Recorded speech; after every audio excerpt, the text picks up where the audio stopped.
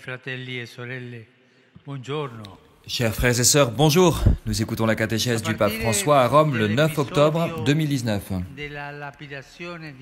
À partir de l'épisode de la lapidation d'Étienne, apparaît une figure qui, à côté de celle de Pierre, est la figure la plus présente et incisive des Actes des Apôtres, celle d'un jeune qui s'appelle Saul. Il est décrit au début des Actes des Apôtres comme quelqu'un qui approuve la mort d'Étienne et qui veut détruire l'Église. Mais ensuite, il deviendra l'instrument choisi par Dieu pour annoncer l'Évangile aux gentils, aux païens.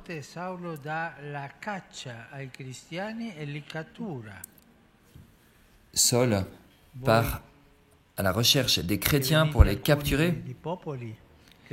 Et certains d'entre vous venez de peuples qui ont été persécutés par des dictatures. Vous comprenez bien ce que veut dire rechercher des gens pour les capturer. Et voilà ce que faisait Saul. Il le fait en pensant servir la loi du Seigneur.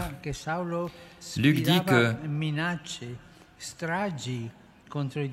Saul instiguait des crimes contre les chrétiens.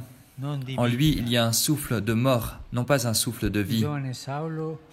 Le jeune Saul est décrit comme un intransigeant, comme quelqu'un qui manifeste l'intolérance envers ceux qui pensent différemment de lui. Il absolutise son identité politique ou religieuse et il réduit l'autre à un ennemi potentiel à combattre, un idéologue. En Saul, la religion était devenue une idéologie religieuse, sociale, politique. Après avoir été transformé par le Christ, Saul enseignera que la vraie guerre n'est pas contre la chair et le sang, mais contre les dominateurs de ce monde de ténèbres, contre l'esprit du mal. Il enseignera qu'il ne faut pas combattre les personnes, mais qu'il faut combattre le mal qui inspire leurs actions.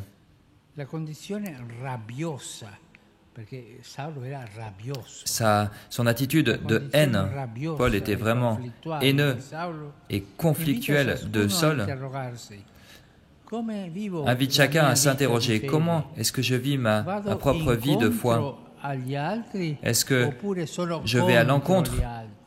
Est-ce que je vais vers les autres ou est-ce que je vais contre les autres? Est-ce que j'appartiens à une église universelle ou bien à une idéologie sélective?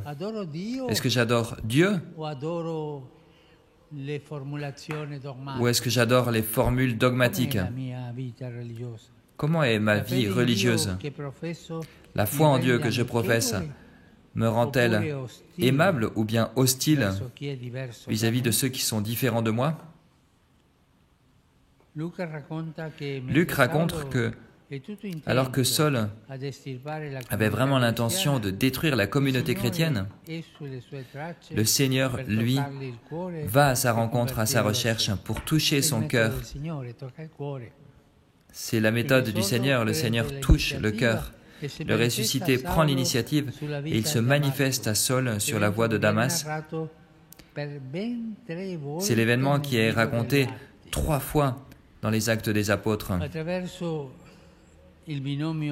À travers le binôme entre la lumière et la voix, typique de la théophanie, le ressuscité apparaît à Saul et il lui demande des comptes de sa haine fratricide. « Saul, Saul, pourquoi me persécutes-tu » Le ressuscite manifeste son être.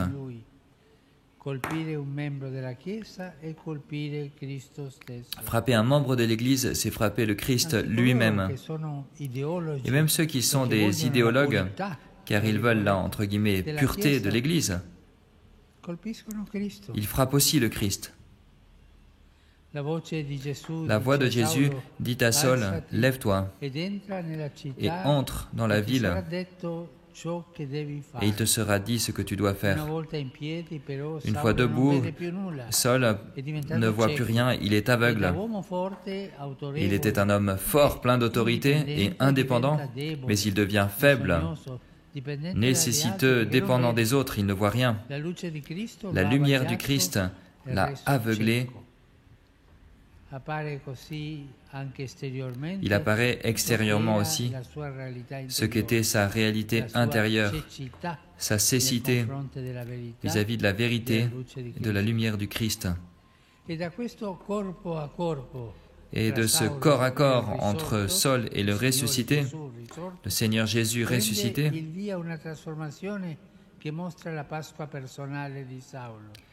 a lieu une transformation pascale de Saul. Ce qui, face à la mort du Christ, ce qui était la gloire avant, devient rien pour gagner ce qui est authentique, gagner le ressuscité et sa vie en lui.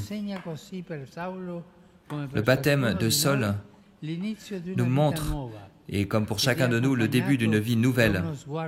Il est accompagné par un regard nouveau sur Dieu, sur lui-même et sur les autres.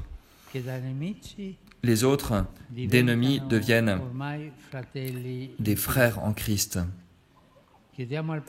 Demandons au Père qu'il nous fasse à nous aussi, qu'il nous fasse faire l'expérience comme à Saul de l'impact qui peut faire devenir un cœur de pierre, qu'il le fasse devenir un cœur de chair pour que nous puissions nous-mêmes accueillir les sentiments qui sont dans le Christ Jésus. Merci.